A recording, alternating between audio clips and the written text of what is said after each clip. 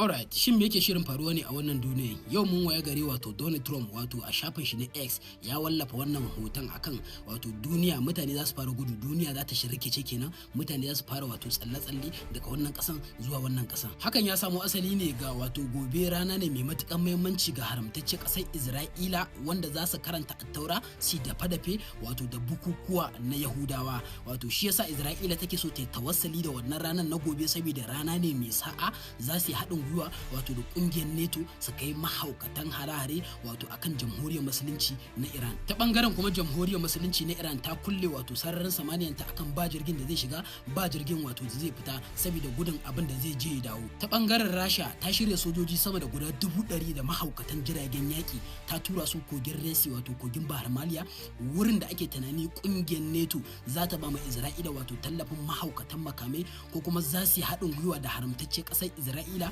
domin su kai ma jamhuriyar musulunci na Iran hare-hare. Ta shirya wato sojoji sama da guda 100,000 ta tura su wannan gurin domin su ba mu wato jamhuriyar musulunci tsaro. Ta bangaren China kuma ta taso wato tsofaffin mahaukatan jiragen yakin ta wanda ta jibge su wato a Chadi wanda ana tunanin sun kai shekara 15 rabon da su fita wato a Chadi. Yanzu China ta taso su wato ta kawo su ma wato gogin Resi ba don komi ba saboda su ba mu wato jamhuriyar musulunci na Iran wato tsaro a gobe ke. Hakan ke da wuya wato duniya ta maganta akan me yasa haramtacce kasar Isra'ila ba za ta bari duniya ta zauna lafiya ba.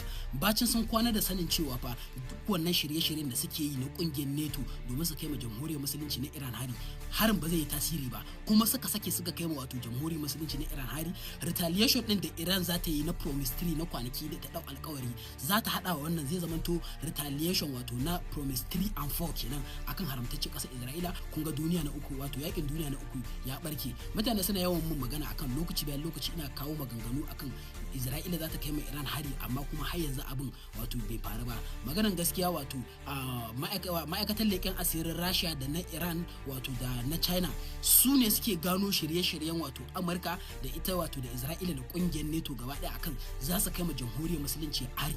In suka gano wannan shirye-shiryen to dama su wato kasashen turai suna so su zambace wato jamhuriyar musulunci ne su kai mata hari ba tare da ta san cewa za a kawo harin ba. A tunanin su za su fi samun nasara akan wato jamhuriyar musulunci ta san cewa za a kawo mata hari. Shi yasa wato suke rusa wato target din su sai su shirya wani sabo. To kuma duk target din su da suke shiryawa wato jamhuriyar musulunci Allah yana farkar da ita kuma Allah yana sanar da ita akan cewa ga shi fa kasashen yamma za su kawo hari wato a jamhuriyar musulunci. Saboda haka mu ci gaba sa wato jamhuriyar musulunci da kasar wato a Russia da kasar China akan adda Allah ka ci gaba da daura su wato akan kasashen yamma. Allah sa mu dace.